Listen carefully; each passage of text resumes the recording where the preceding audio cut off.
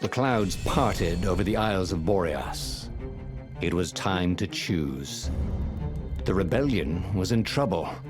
Ravens were scouting for the secret rebel base. They needed a game changer. Pieces of the Sky Ripper had surfaced. Renato knew that using it could go catastrophically wrong, but he was sure he could figure out how to use it safely. Also, a temple had risen out of empty desert. The Iblis stone was hidden there. It was a dangerous artifact.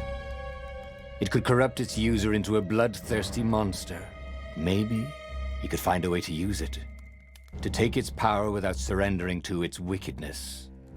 And also, his old friend Lapino needed rescuing. Of course, Renato had a pretty strong suspicion that Lapino had betrayed the rebellion. But could Renato really leave an old friend to the Ravens?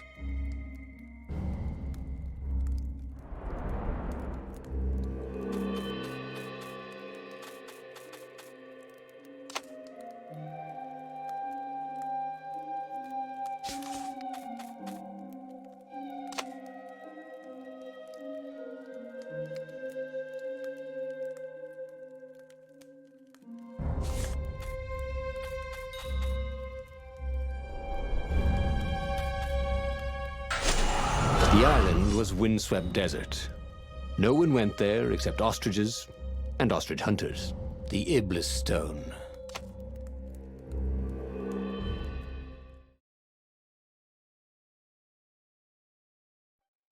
Every child could sing verses about the Sky Ripper, but ancient codices held hints of other things. A stone that ate souls, a ruby that drank blood, a jewel only a righteous man could give away. Were all these things the Iblis stone? Long hidden in a buried temple? Another ancient item that was only resurfacing now? Drawn up from the deeps by the Emperor's horrific rituals?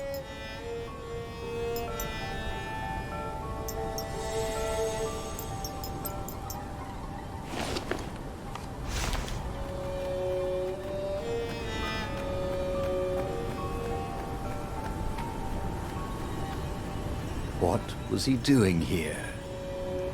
Last time, the stone had fought him for possession of his own soul.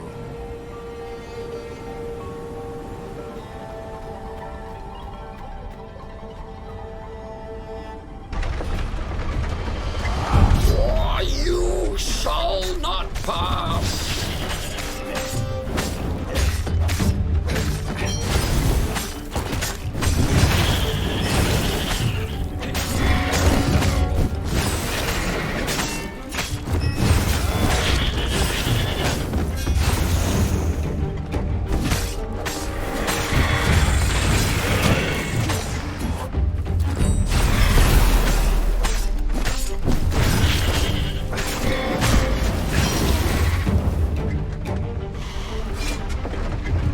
Ravens were already here, cawing in frustration. They were still searching for a way in. Good. Then he hadn't come too late.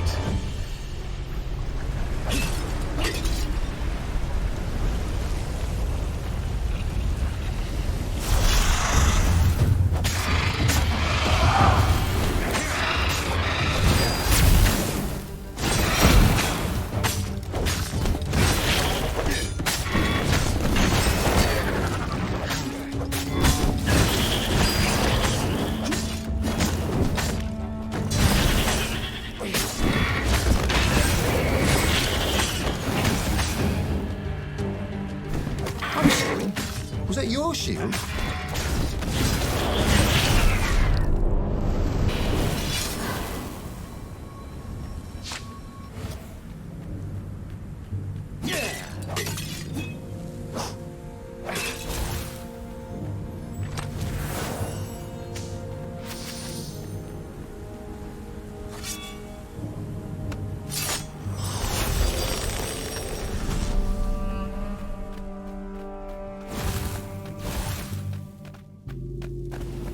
Wait, what?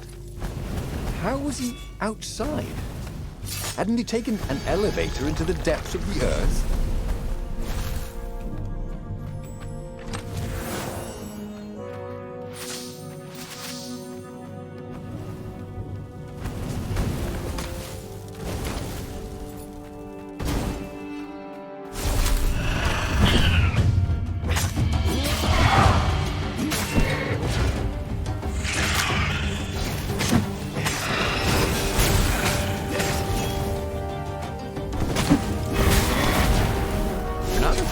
surprisingly unwounded.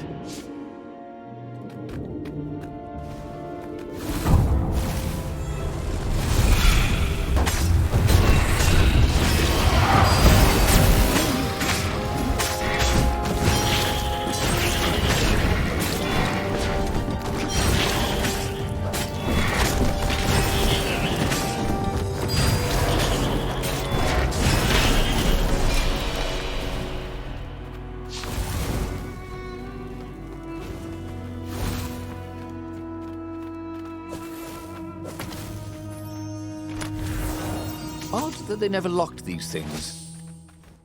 There had to be some way to use the Iblis stone. It was old, wasn't it? People are so much cleverer now. And Renato was pretty sure he was cleverer than most people.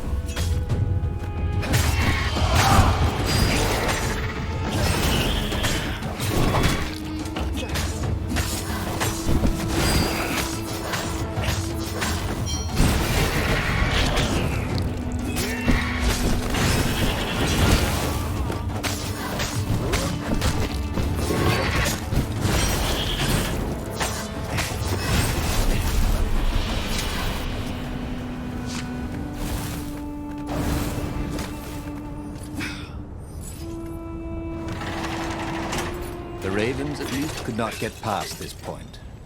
Obviously, the temple builders knew how to deal with tomb raiders.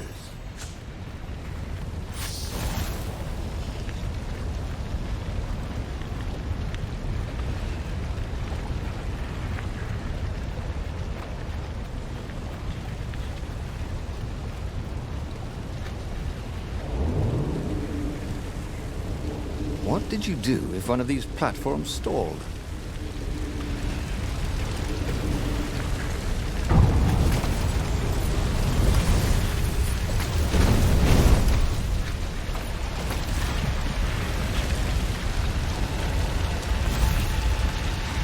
It was a stone of the purest blackness. It reflected no light, like a void made solid.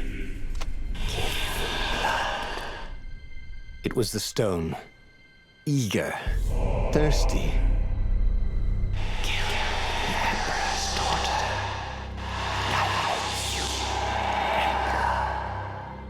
That seemed tempting and terribly wrong. Zenobia was the Emperor's greatest general and a potent witch. But they had been close once, and he had a sneaking suspicion the gem would try to control him. Why not capture the core of Sky Ripper instead? It was the eye of a lost god torn out by the Transcendent Emperor to power his greatest weapon. "It's the core," said the stone anxiously. But even though Renato knew how evil the gem was, he had a clever plan for dealing with it. Why was he listening to a talking rock? But the rock had a point. If the stone could truly turn him into a powerful warrior, he could defeat the Emperor with the very weapon the wicked old toad had sought for himself. To be a hero, you had to sacrifice old friends sometimes. Especially when they've become enemies.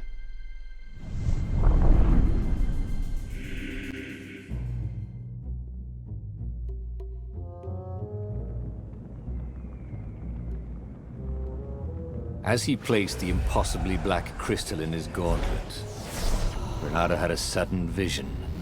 Charred fields covered in dead ravens below a black sun. Was it the time of the lost gods before the Transcendent Emperor? Was it the future? Feed souls, it whispered. Take the power. He could feel the stone's hunger for souls, its thirst for blood. All right, I get it. This was going to be interesting.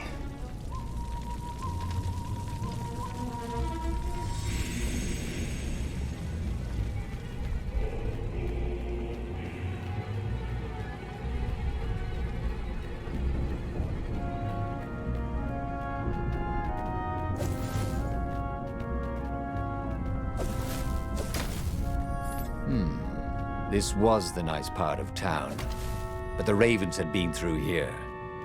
They like to take shiny things home to their nests.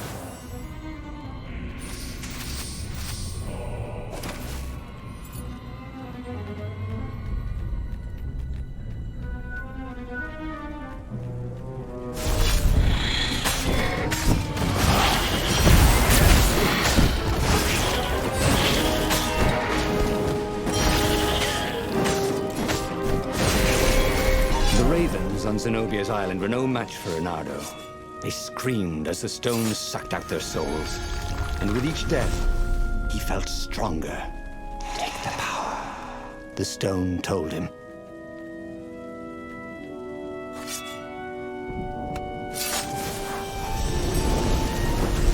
Had that door been opened before?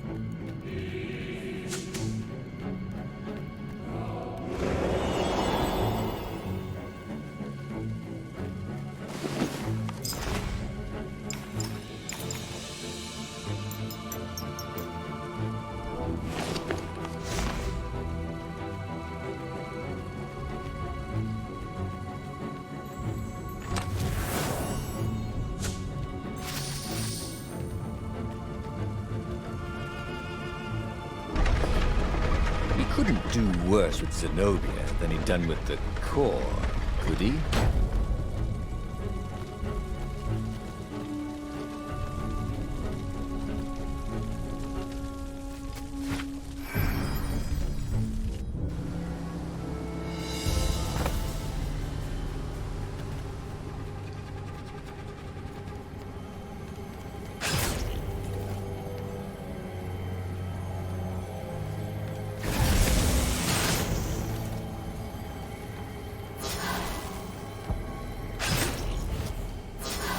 Hey, why don't you guys fight in groups?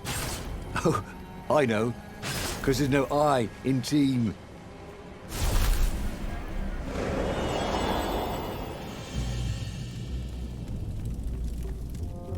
Zenobia was waiting for Renardo. She was alone, confident as always. Fire danced at the tips of her claws. Are you here to surrender? She seemed as cocksure as he felt. But she didn't know he had the stone. And I've missed you too, love. He chuckled. She spotted the stone and bolted without another word.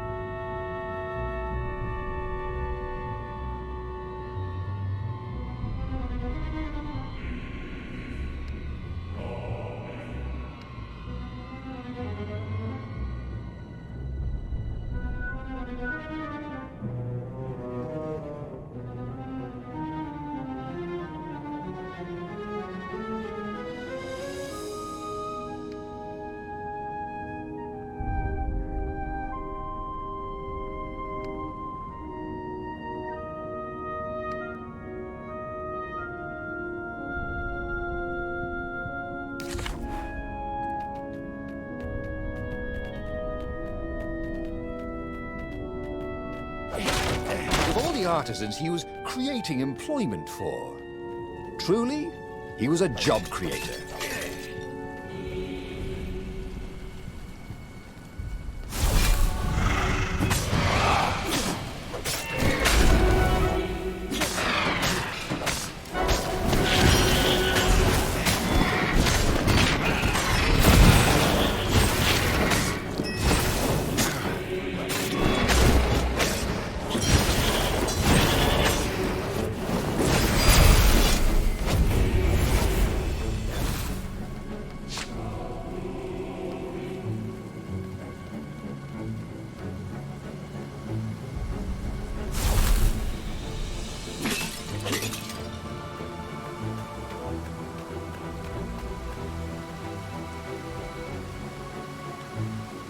Finally, Renato caught up to her. He had never seen her scared before. At school, she'd been the determined, brave one. Now her eyes were wide, frightened. He didn't like seeing her this way. "Kill her," whispered the stone. "You cannot win your rebellion without it." "Please." "No," said Zenobia. "Not that way." Oh, they had been so close once. Could he really feed her soul to his demonic gem? But if he spared her, he would not get the full power of the stone. Oh, how could he be the hero he wanted to be?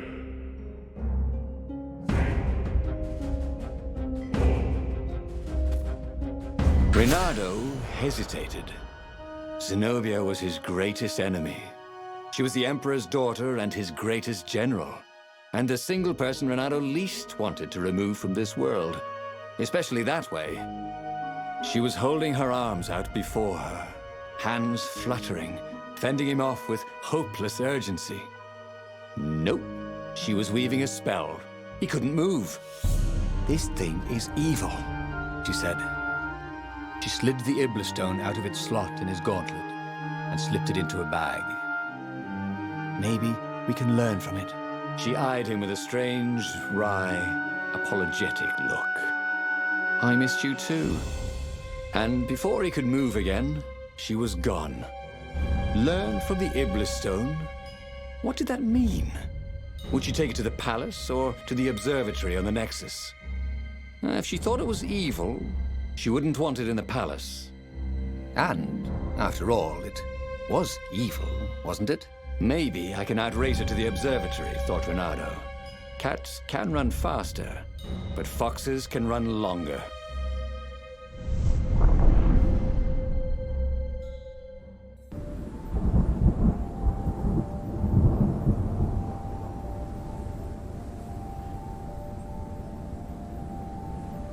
Renato felt a little sick. Ever since Zenobia had taken the stone from him, he felt an ache that wouldn't go away. He missed it. He wanted it back. He needed it back. Why hadn't he killed her when he had the chance? She was the enemy. He hadn't even seen her in 14 years. Why had he hesitated? You were a sucker for an empowered woman. Renato kicked himself. Don't make that mistake again.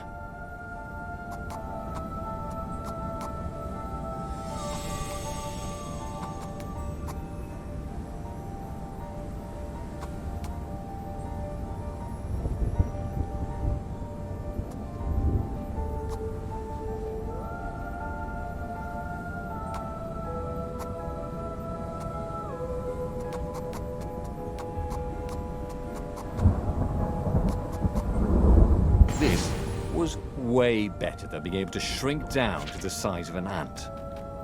What was that all about, anyway?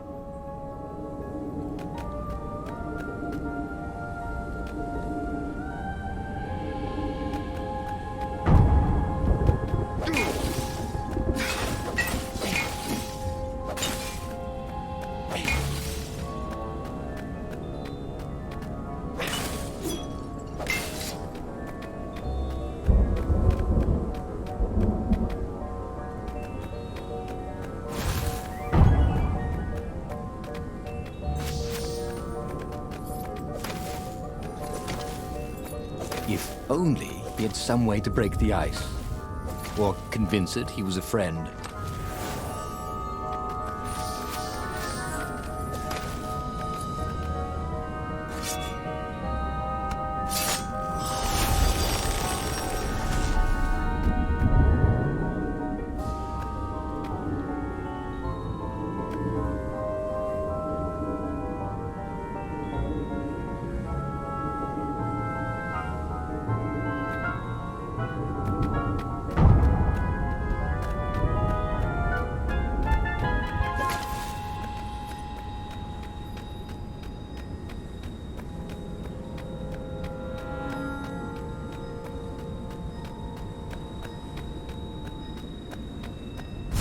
Kill the fox! Cause the ravens. Nobody said they were original.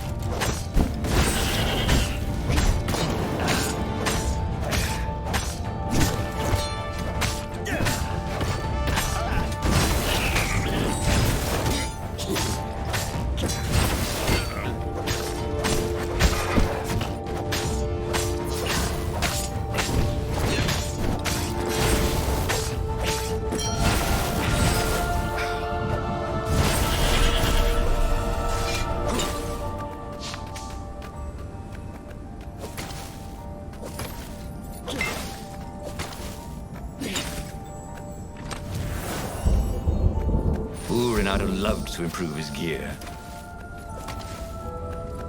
Zenobia thought the stone was evil. Was it? Well, yes, but he still longed to have it back. He'd felt so good killing ravens with it, and yet he'd felt unclean ever since he'd touched it. She confused him. She'd made him want to be a better fox, and then she'd abandoned him, never telling him she was the Emperor's daughter, never contacting him since. Well, who was she to tell him the stone was evil? I have what I need to craft any weapon, thought Renato, as long as it's a sword.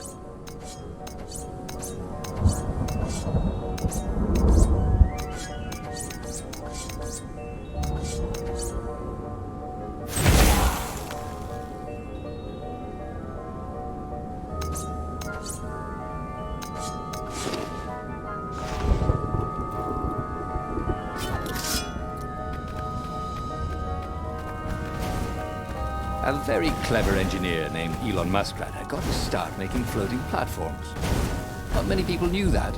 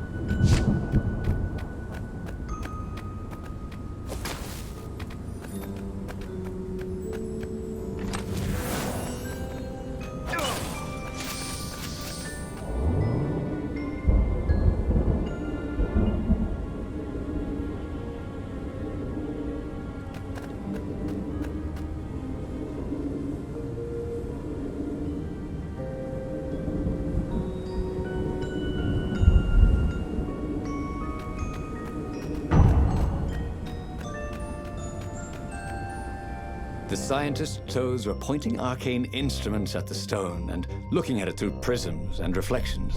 Mine, said Renato as he took back the stone. We need it for science, croaked the toads. So he killed them. He felt better immediately. Smarter, too. I thought you'd never come for me, whispered the stone. Then, a far-speaker toad croaked in something like Zenobia's voice. Renato, leave the stone with the toads. It will swallow your soul. You'll kill everyone you love. That did seem vaguely familiar. But Renato had an army to lead, an empire to bring down.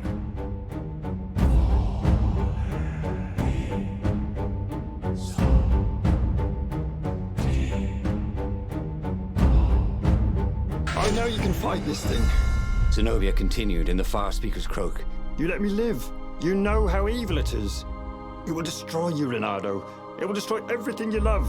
He had tried to convince himself that this time he would control the Iblis Stone.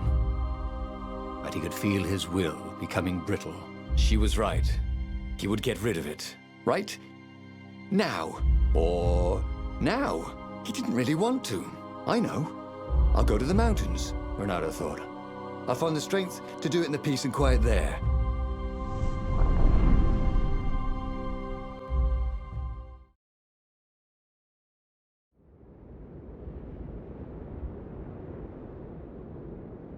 As the Farfarer landed at the foot of the mountains, Renato was surprised to find Lapino there. What are you doing here? Oh, you wouldn't believe it. I was stowed away on an Imperial courier ship, dressed up as a combat nurse carrying a general's beak transplant. This is not a great time, said Renato, who was pretty sure he did not, in fact, believe Lapino's story. That's when you need your friends, said Lapino. I just need some peace and quiet, said Renato, and grimly set out on the path.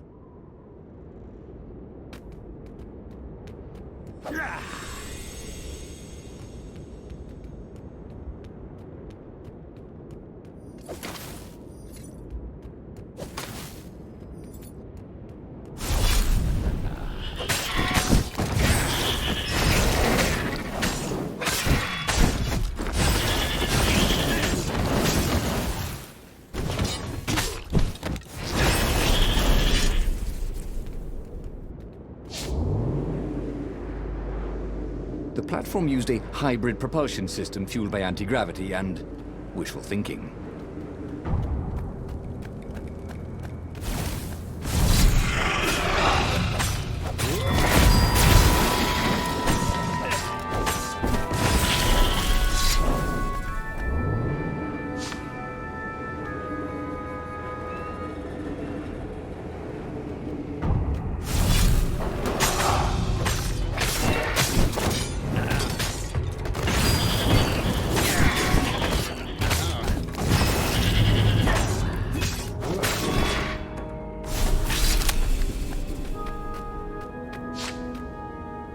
Renato told his friend how he had slaughtered the toads and how he had nearly slain Zenobia. A terrible burden, this Iblis Stone, Sympathized the rabbit. Yeah, but I need it. For the rebellion. Do you now? You know, you were a pretty fine fighter before you were wielding a demonic decoration. Oddly, the sword wasn't whispering at him to kill Lapino. Up ahead in the mountains, there was a peaceful spot. If he could rid himself of his burden anywhere, it was there.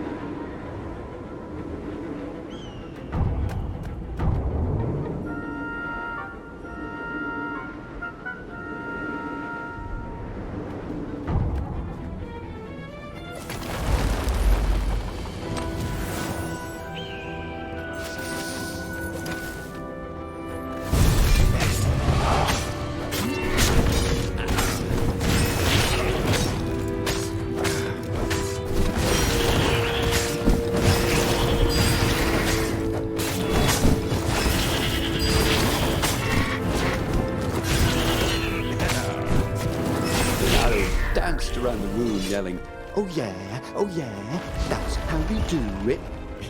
It was something he liked to do, but only after he'd killed all the witnesses.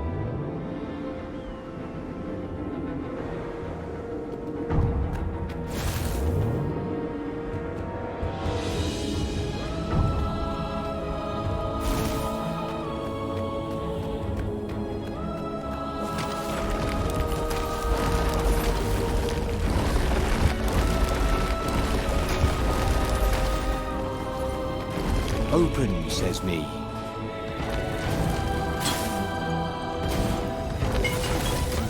Renato thought he would make a difference, snatching the Iblastone before the Emperor could get it. And it would destroy him.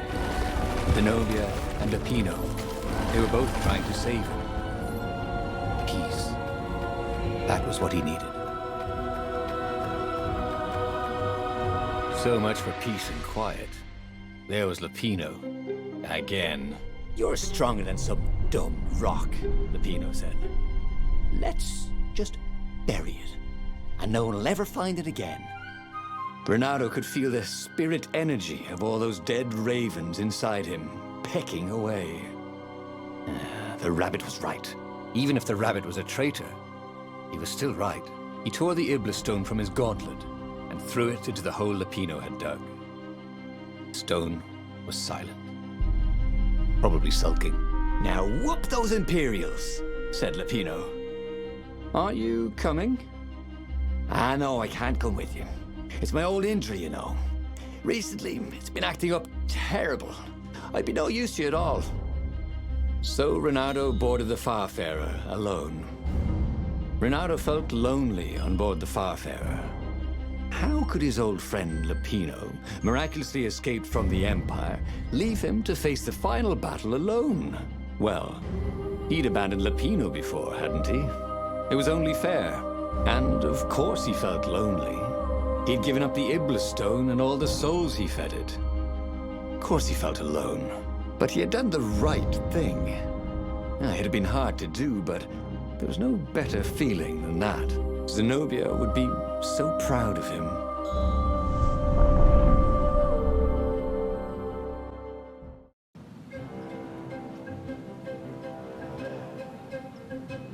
The battle, alas, was not going well. He no longer had the stone, and he'd never gotten the core. Lupino wasn't with him, and he was up against Zenobia, out there somewhere, maneuvering the Emperor's forces. The rebels had been outnumbered from the start, and he still had that aching longing for the stone. But that is what it means to be a hero. He would fight his way to Zenobia. He would show her what he was capable of.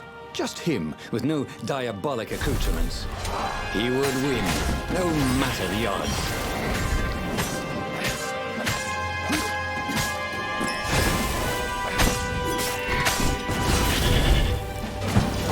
Rush.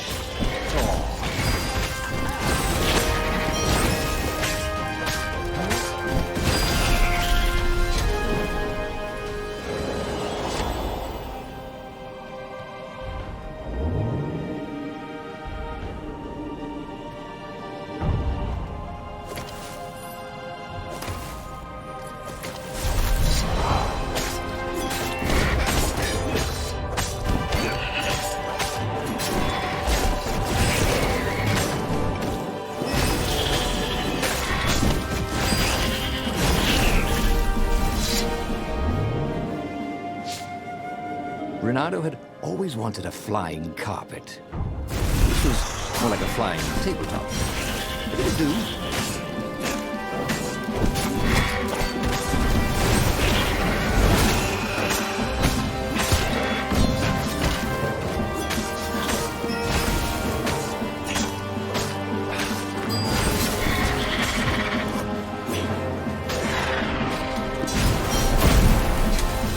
Yes, that was it.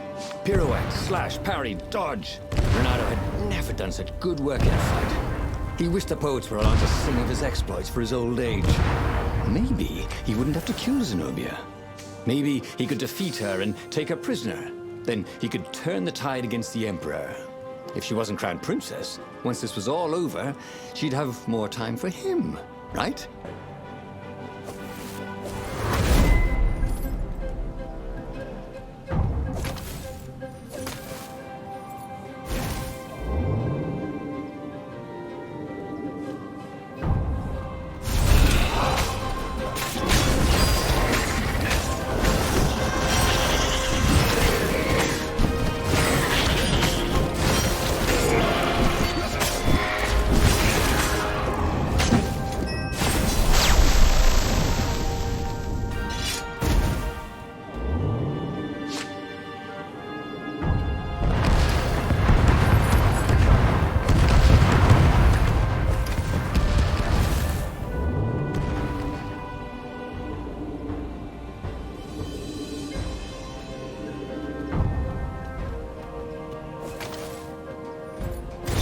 He'd confront the Emperor.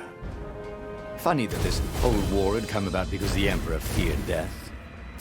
And now it was coming for him. There was some sort of lesson there, wasn't there?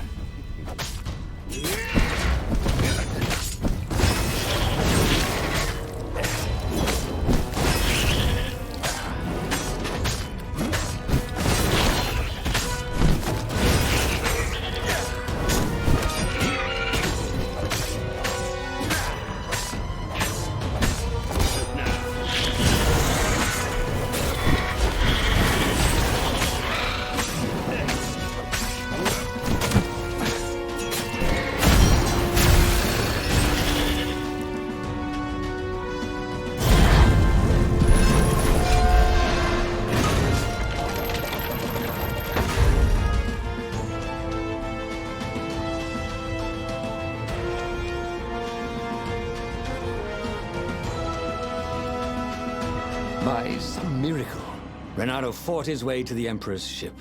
He was exhausted, bleeding, but he'd found the strength to reject the stone. Zenobia came out of the ship. "Renato!" she shouted, and then she fell down and died. Lapino was behind her, wielding a sword that seemed to suck all the light out of the sun. You idiot! You threw the stone away! Cried Lapino. "You said it was evil." It hates sanctimonious prigs like you, laughed Lapino. We're having a grand old time. Renato turned and ran. But no matter where he ran, Lapino jumped in front of him until Renato was cornered. That boy could hop. "You wouldn't do this to an old friend, would you?" cried Renato. You mean this? Said Lapino as he slid the sword into Renato's guts. Damn it! Again? He should go back to some of the choices he'd faced before. Maybe there were new paths that had opened up, like those doors he was opening up all over the map that took him to new treasures and around his enemies. And he hadn't learned anything new this time. He'd done the same thing twice, yet expected a different outcome.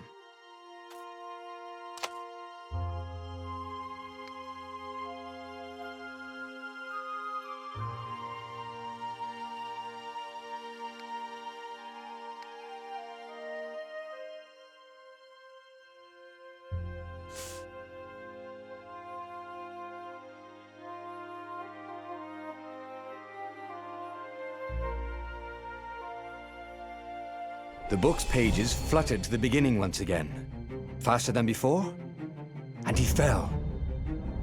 The clouds parted over the Isles of Boreas. It was time to choose. The rebellion was in trouble. Ravens were scouting for the secret rebel base. They needed a game changer. Pieces of the Sky Ripper had surfaced. Renato knew that using it could go catastrophically wrong, but he was sure he could figure out how to use it safely. Also, a temple had risen out of empty desert. The Iblis stone was hidden there. It was a dangerous artifact. It could corrupt its user into a bloodthirsty monster. Maybe he could find a way to use it, to take its power without surrendering to its wickedness. And also, his old friend Lapino needed rescuing. Of course, Renato had a pretty strong suspicion that Lapino had betrayed the rebellion. But could Renato really leave an old friend to the Ravens?